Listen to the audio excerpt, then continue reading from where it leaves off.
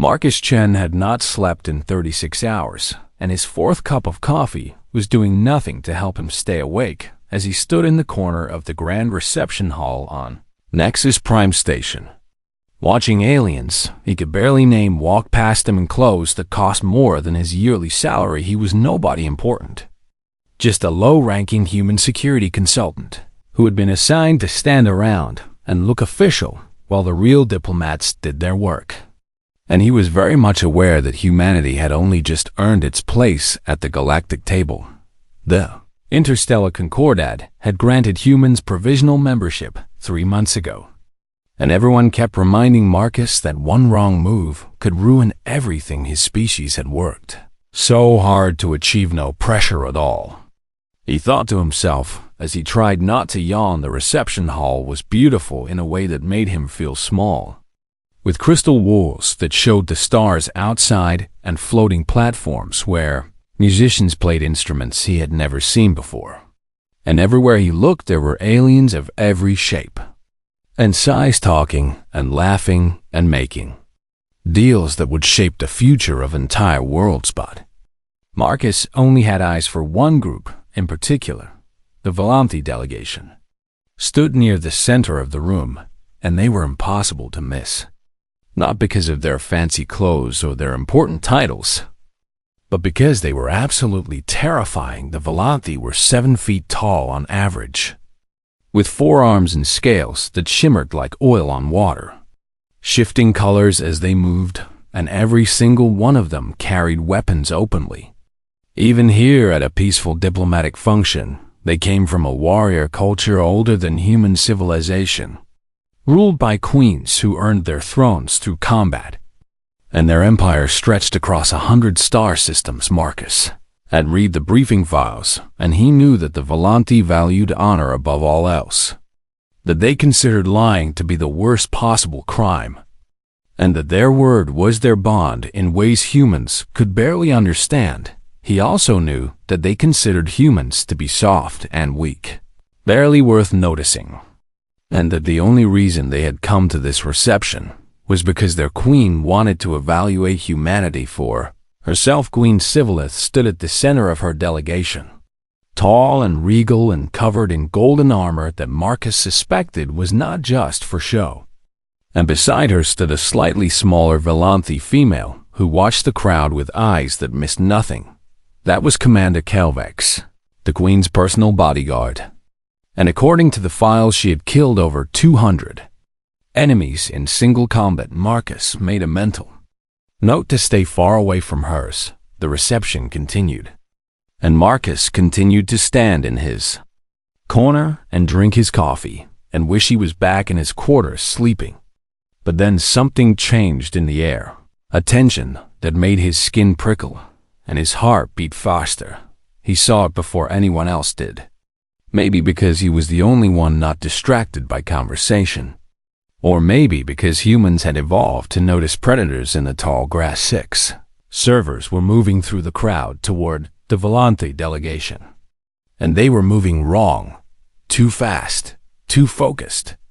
Their hands reaching beneath their trays. Marcus opened his mouth to shout a warning, but Commander Kelvex was already moving. She flowed like water through the crowd, all 4 arms working in perfect harmony as she intercepted the first attacker before he could draw his weapon, disarming him with a twist that should have been impossible and sending him to the ground without breaking stride.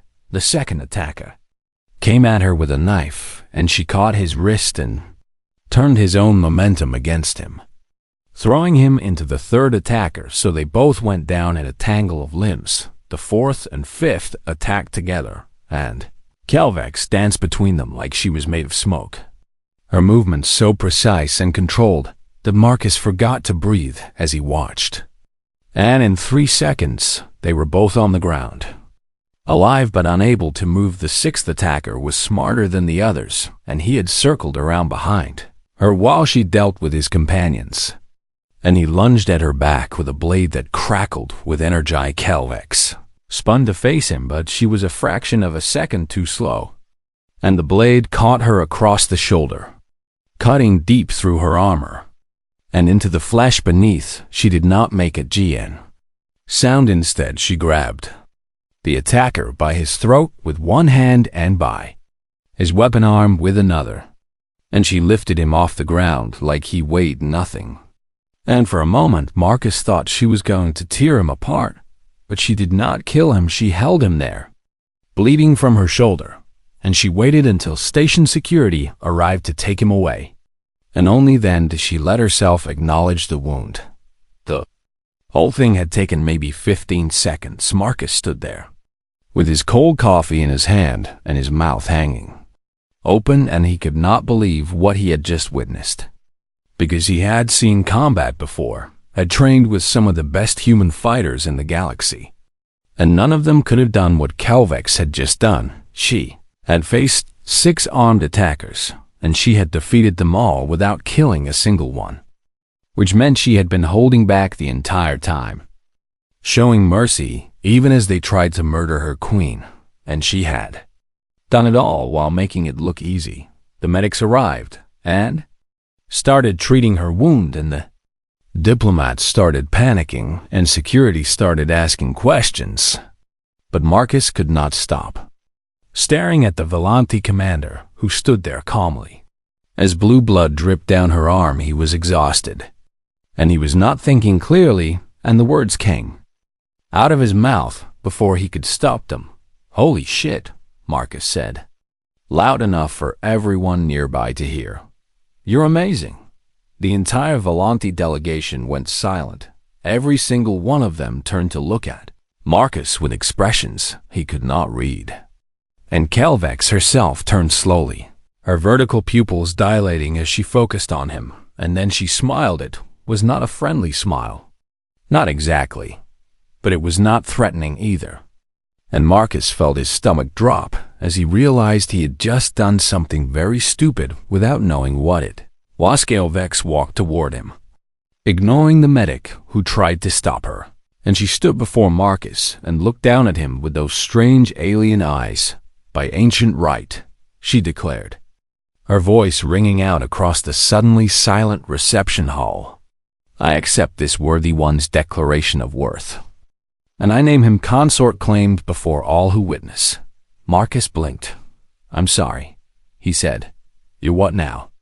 But Kelvex only smiled again, and somewhere behind her, Queen Sivilith began to laugh.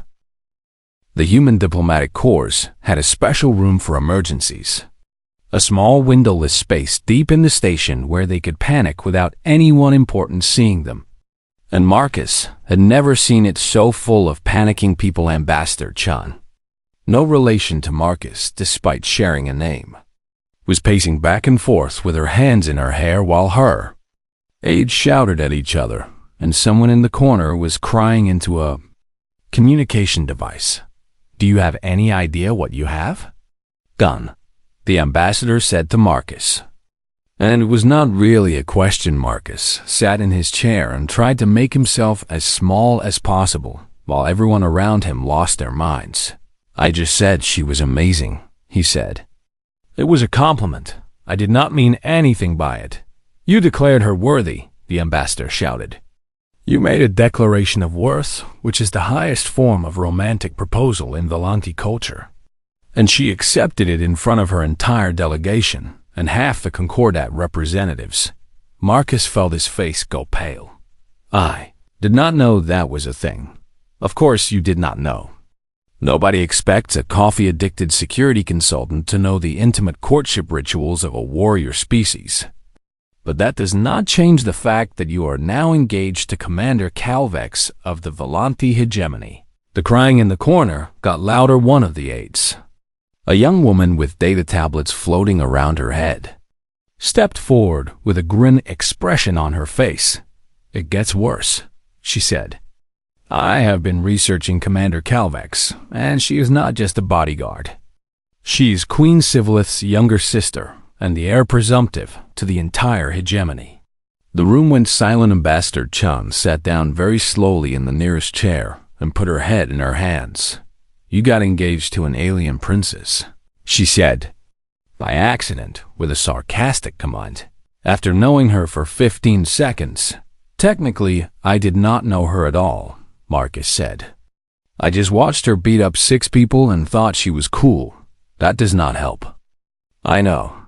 The next few hours were a blur of meetings and negotiations and very serious people explaining to Marcus exactly how badly he had messed up. And the more he learned, the worse it got among the Volanti. A declaration of worth was sacred. A recognition that someone's skills and abilities made them worthy of standing beside a warrior as an equal. And it was never given lightly because words had power in their culture. The Volanti had no concept of sarcasm, no understanding of saying something you did not mean. And in their language, the word for lie was the same as the word for betrayal, which meant that everything Marcus had said was taken as absolute truth. If he tried to take back his declaration now, it would be seen as a mortal insult, a betrayal of the worst kind. And it could destroy the fragile alliance between humanity and the hegemony before it even began. Wars had been started over less. So I have to stay engaged to her, Marcus said. Feeling numb? For now, the ambassador said.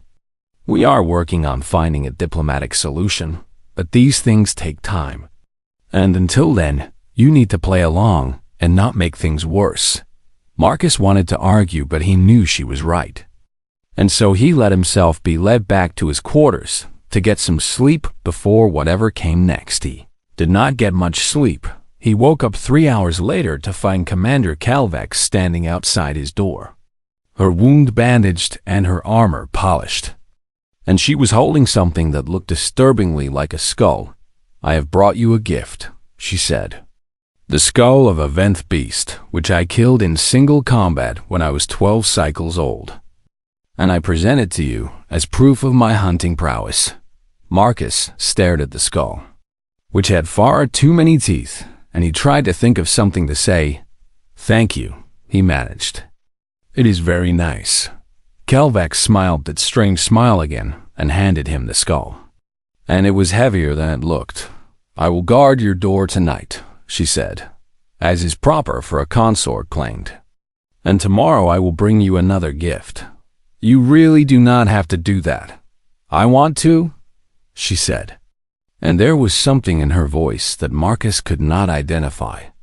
Something almost like desperation beneath the warrior's calm. She took up position beside his door, and she did not move for the rest of the night. And every time Marcus looked outside, she was still there, watching the corridor with those sharp alien eyes. The next morning she brought him the skull of a different beast. The morning after that, she brought him a knife made from the tooth of something huge and terrible, and on the 4th morning, she challenged a Concordat diplomat to single combat because he had looked at Marcus for too long, and only the intervention of Queen Sibyleth herself prevented the fight from happening. Marcus tried to explain the concept of sarcasm to anyone who would listen, but nobody understood. You said words, one of the Volanti advisors told him. Words have meaning. How can you say something and not mean it? That is not possible. That is madness. Humans do it all the time, Marcus said. We call it joking. The advisor looked at him like he had just admitted to eating babies. Your species is very strange, she said. And she walked away shaking her head. But through all of this, Marcus could not stop thinking about the way Calvex had looked when she first accepted his declaration. The relief in her eyes that she had tried so hard to hide. And he noticed how the other Volanti treated her. They respected her. That was obvious, but they also avoided her when they could. And they whispered when they thought she could not hear. And Marcus caught fragments of conversations about a shadow on her bloodline and a flaw that made her unworthy. The other Volanti males would not even look at her. And when Marcus asked why, nobody would give him a straight answer. Something was wrong here. Something deeper than a cultural misunderstanding. And Marcus found himself wanting to know what it was, against every instinct telling him to run away, against every diplomat begging him to stay quiet and wait for a solution. Marcus made a decision. he was going to find out the truth about Commander Calvex. Even if it killed him, which, considering where he was and who he was dealing with, was a very real possibility. The arena was ancient, brought from the Volanti homeworld and reassembled on Nexus Prime for exactly this kind of occasion. A circle of sand surrounded by rising tiers of seats filled with every species in the Concordat who wanted to watch a human die. Marcus stood at one end of the sand, wearing borrowed Volanti training armor that was too big for him and holding a staff that felt too light in his hands. And across from him stood Warlord Kethran in full battle gear, his scales already shifting to the red-black color of the battle rage. "Look at him," someone in the crowd said. "The human is shaking." They were not wrong. Queen Sivilla stood, and the arena fell silent. "The challenge has been made and accepted," she announced. "The combat will continue until one warrior yields or cannot continue. Let honor be proven and worth be shown." She sat down, and the gong sounded, and Kethran charged. Marcus had trained all night for this moment, but nothing could have prepared him for the reality of a full-grown Volanti warrior in the battle rage coming at him with murder in his eyes. And he barely managed to dodge the first strike, the warlord's fist passing close enough to his head that he felt the wind of it. Second strike caught him in the ribs and sent him flying. Marcus hit the sand and rolled, gasping for breath. And he heard the crowd roar as Kethran stalked toward him with that cruel smile on his face. "Get up, little human," the warlord said. "I want to enjoy this." Marcus got up. He raised his staff, and he settled into the stance Calvex had taught him. And when Kethran swung again, he was ready, redirecting the blow instead of blocking it, using the warlord's own momentum to carry him past. It was not enough to hurt Kethran, but it was enough to surprise him. And that surprise bought Marcus another few seconds of life. The fight continued, and it was brutal. Exactly as brutal as everyone had expected, with Marcus taking hit after hit that should have ended it. Blows that cracked ribs and split skin and made his vision blur. But he did not stay down every time Kethran knocked him to the sand. Marcus got back up, bleeding and broken and refusing to quit. And every time the crowd grew a little more quiet. This was not how Volanti fights worked. The watchers knew that Volanti fights were fast and decisive, displays of dominance that ended when one warrior proved superior.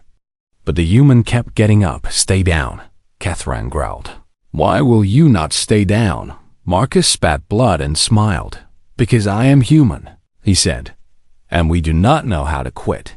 He used the environment like Calvex had taught him, kicking sand into Kethran's eyes, using the arena walls to change direction, never engaging in direct contests of strength that he could not win. He used the time, stretching the fight out minute by minute, watching as Kethran's movements became sloppier and his breathing became heavier. Because the battle rage was powerful, but it was not infinite, and maintaining it was. Exhausting hours passed. The crowd had stopped cheering and started watching in stunned silence as the tiny human refused to die, as he took punishment that would have killed anyone else and kept getting back up. Kept fighting. Kept going. Kethran's scales were fading from red-black to gray, his battle rage burning out, and for the first time, Marcus saw uncertainty in the warlord's eyes. "What are you?" Kethran demanded. "What kind of creature keeps fighting when it cannot win?" Marcus was barely standing, held upright by nothing but stubbornness and the knowledge that Calvex was watching from the stands, and he looked at this massive alien warrior who had expected an easy victory, and he laughed. It was not a strong laugh, more of a wheeze, really, but it echoed through the silent arena, and it made Kethran flinch. "I am a human," Marcus said. "My ancestors chased their prey across entire continents without stopping. They survived ice ages and extinctions and 1,000 other things that should have killed them. And they did it by being too stubborn to know when they were beaten." He raised his staff one more time. "Is that all you have got?" Kethran roared and charged, but his movements were slow now, clumsy with exhaustion, and Marcus saw the attack coming. A mile away, he stepped aside, and he brought his staff around in a sweeping arc that connected with the warlord's knee. And Kethran stumbled. He stumbled again when Marcus hit his other knee, and then he was on the sand, gasping for breath. Too tired to rise, the arena was completely silent. Marcus stood over the fallen warlord, his staff raised for a final blow that everyone knew he had earned. And he looked up at where Calvex sat with tears streaming down her face, and he lowered his weapon. "I do not need to kill you," Marcus said to Kethran, "because killing you was never the point. The point was to prove that worth is not about strength or speed, or any gift you are born with. Worth is about what you choose to do with what you have." He dropped his staff and stood there, bloody and broken and victorious. Yield. For a long moment, nothing happened. And then Warlord Kethran closed his eyes and spoke the words that every Velanthi in the arena recognized. "I yield." He said, "The human has proven his worth." Queen Sivalith rose from her seat, and her voice rang out across the arena. "The challenge is complete," she declared.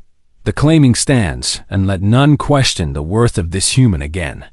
The crowd erupted, not in anger, but in something like wonder, and Marcus felt his legs finally give out beneath him.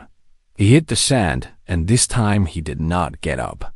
But it was okay, because Calvex was already running toward him, pushing through the crowd with all the determination she brought to everything she did. She knelt beside him, and she was laughing and crying at the same time, her 4 hands cradling his broken body with a gentleness he had not known she possessed. "You are amazing," she told him, and it was the first time she had ever used a human phrase. "You are absolutely amazing." Marcus managed to smile through the blood and pain. "Yeah, well," he said, "this time I actually meant it too." Above them the stars turned, and the galaxy watched, and history recorded the moment that humanity announced its arrival. Not through ships or weapons or any display of power, but through one stubborn man who refused to stay down. And in the years that followed, when other species asked what made humans special, the Velanthi would tell them this story. They would talk about the human who could not win but would not lose, who fought with cleverness instead of strength and endurance instead of rage, who stood beside a warrior that everyone else had abandoned and proved that worth has nothing to do with the gifts you are born with. They would talk about how humanity earned its place in the galaxy, and they would smile when they said it. Marcus found the truth in the station's library, buried in old records that most people had forgotten existed. And what he learned changed everything. The Velanthi were warriors. Everyone knew that. But what the briefing files had not mentioned was how their warriors fought, how they entered a state called the battle rage that made them faster and stronger and almost impossible to stop. A genetic gift passed down through bloodlines for thousands of years. Every Velanthi warrior had the battle rage. It was what made them who they were, what defined their culture and their history and their sense of self. Every Velanthi warrior except one commander, Calvex, had been born with a genetic anomaly, a flaw in her bloodline that prevented her from ever entering the battle rage. And among her people, this was considered the worst possible defect. She could not feel what other warriors felt, could not tap into the ancient power that ran through Velanthi blood. And by every measure of her culture, she should have been cast out and forgotten. But she was also the queen's sister, royal blood, and so instead of exile, she had been given a choice: prove herself worthy through other means, or live in shame forever. Marcus read about how she had trained twice as hard as anyone else, how she had learned to fight with technique and intelligence instead of instinct and rage, how she had become the deadliest warrior in the hegemony through sheer determination and skill. And he read about how none of it had been enough. The other Velanthi still saw her as broken, still whispered about the shadow on her bloodline. And no male would claim her because they believed her flaw would pass to their children. She had spent her entire life being told she was not good enough, that she would never be a true warrior, that she was defective and wrong, and unworthy of love, and then a human had watched her fight and called her amazing. Marcus closed the library terminal and sat in silence for a long time, thinking about what he had learned and what it meant. He found Calvex in the training room that evening, practicing combat forms with all four arms moving in patterns so complex they made his head hurt to watch. And he stood in the doorway and watched her for a while before she noticed him. "You should not be here," she said without stopping her practice. "This room is for warriors. I wanted to talk to you," Marcus said, "about why you accepted my declaration." Calvex froze mid-movement, her scales shifting to a darker color that Marcus had learned meant discomfort or shame. "I accepted because you offered," she said. "That is how it works, but no one else has ever offered, have they?" She did not answer, which was answer enough. Marcus walked into the training room and stood before her. This alien warrior who was twice his size and could kill him without breaking a sweat. And he looked up at her with what he hoped was kindness in his eyes. "I read about you," he said, "about the battle rage and why you cannot enter it. And I want you to know that I do not think you are broken." Calvex made a sound that might have been a laugh or might have been a sob.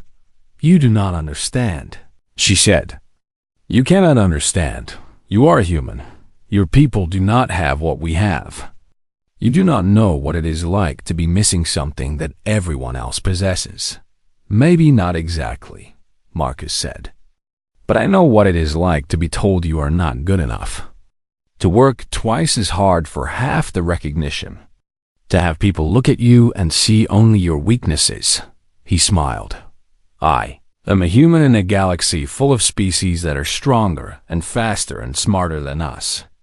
And every day I have to prove that I deserve to be here. So yeah, I think I understand a little bit." Calvex stared at him for a long moment. And then something in her expression changed, softened, became almost vulnerable. "You really meant it," she said. "When you called me amazing, you really meant it. Honestly. I was being sarcastic at the time," Marcus admitted. "But now that I know the truth, yeah, I mean it more than ever." He gestured at the training room around them. "You cannot do what other Volanti do. So you became better at everything else. You taught yourself to fight with your brain instead of your instincts. And that is incredible. That is exactly what humans do." Calvex tilted her head, confused. "What do you mean? Humans are not special," Marcus said. "We are not the strongest or the fastest or the toughest species in the galaxy. We do not have natural weapons or armor or any of the gifts that evolution gave everyone else. But we survived anyway." He picked up a training staff from the rack on the wall and held it awkwardly, knowing he looked ridiculous next to her.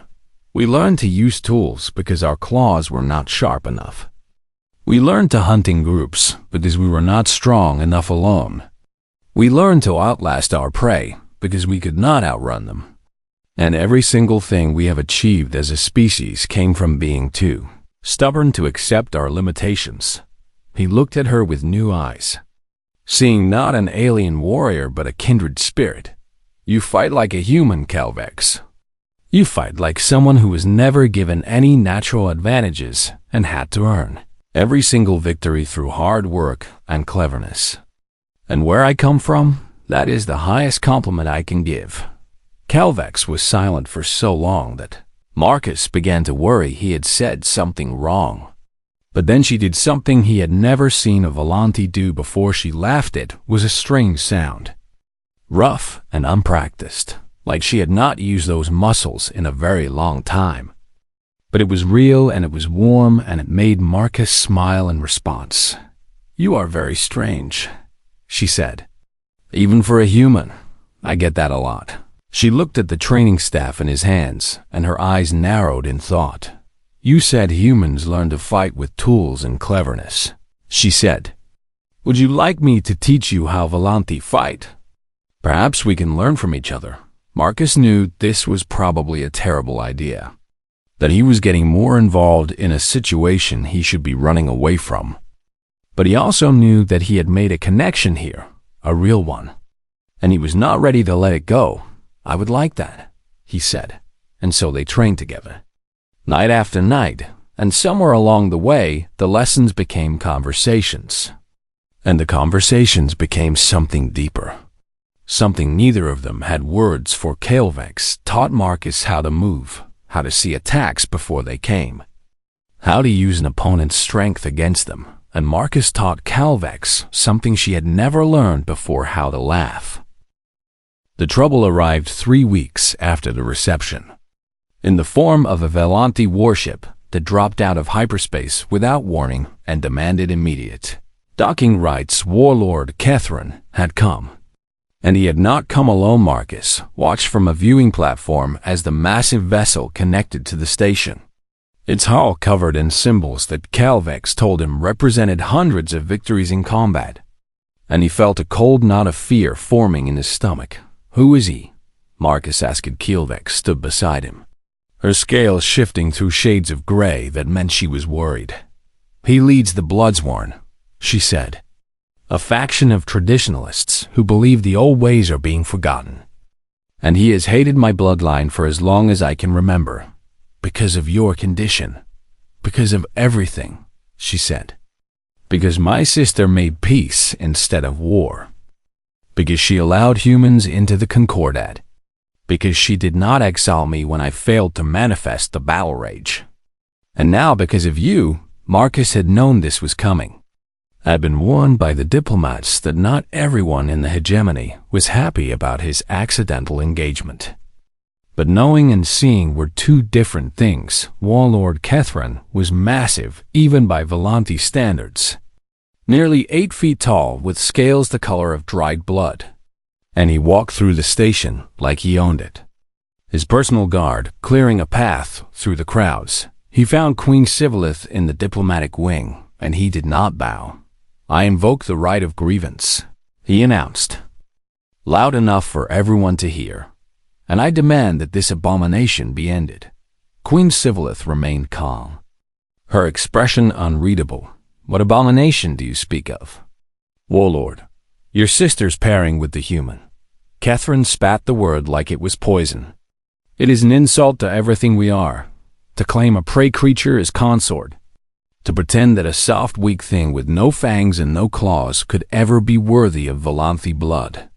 The diplomatic hall had gone completely silent. "My sister's claiming was done according to ancient rite," the queen said. The human spoke words of worth, and she accepted them. "There is nothing improper here. The rites were meant for warriors," Catherine shouted. "Not for animals that cannot even enter the battle rage. Not for defective females who shame their bloodline with their very existence." Calvex stepped forward, her hands balling into fists, but Marcus caught her arm and held her back. Thran noticed and laughed. "Look at this," he said. "The broken warrior is held back by her pet. How fitting, how pathetic. Speak your purpose." "Warlord," Queen Sivilith said, "or leave my presence." Catherine's smile was cruel. "I invoke the right of challenge," he said. "Single combat to prove the human unworthy of standing beside Velanthi blood. If he refuses, your sister will be stripped of her rank and exiled in shame. If he accepts and loses, he dies." Marcus felt his blood turn to ice. "And if he wins?" the queen asked. Catherine laughed again, a sound without any humor in it. "He will not win." The silence stretched on, and Marcus knew that everyone was waiting for him to speak. To refuse, to find some way out of this trap, and he could feel Calvex beside him. Her muscles tense and her breathing rapid. She would fight for him if he asked. He knew that now. She would challenge Catherine herself and probably die because even the best technique could not overcome the battle rage. And she would do it without hesitation, because that was who she was. Marcus thought about his life before all of this. His quiet job and his small quarters and his nothing special existence. And he thought about the last 3 weeks. The training and the conversations and the sound of Calvex laughing for the first time in her life. He thought about what it meant to be human, to be stubborn, to refuse to accept limitations. "I accept," he said. The hall erupted in chaos, but Marcus barely heard it. His eyes locked on Catherine's surprised expression. And somewhere beneath the fear he felt something else. Something that might have been pride. That night Calvex came to his quarters. And for the first time since they had met, she looked afraid. "You cannot do this," she said. "He will kill you. He is the strongest warrior in the hegemony after my sister. No amount of training will let you defeat him." "I know." "Then why?" she demanded. "Why would you throw your life away like this?" Marcus looked at her, really looked. At this alien woman who had spent her whole life being told she was not enough. Who had finally found someone who saw her for who she was. And he knew his answer. "Because you have spent your entire life fighting alone," he said. "Because everyone told you that you were broken and wrong and unworthy. And you believed them because no one ever stood beside you and said otherwise." He took her hand, her 4 fingers wrapping around his 5. And he held on tight. "Tomorrow I'm going to stand in that arena and I'm going to show everyone that you chose someone worthy.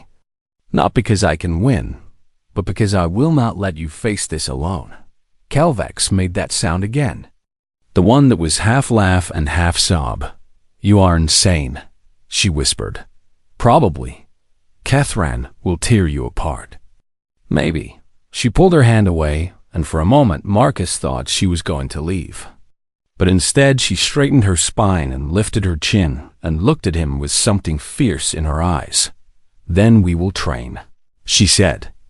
"All night, and I will teach you everything I know. And tomorrow you will fight like a Volante, even if you die like a human." Marcus smiled despite his fear. "That is the nicest thing anyone has ever said to me."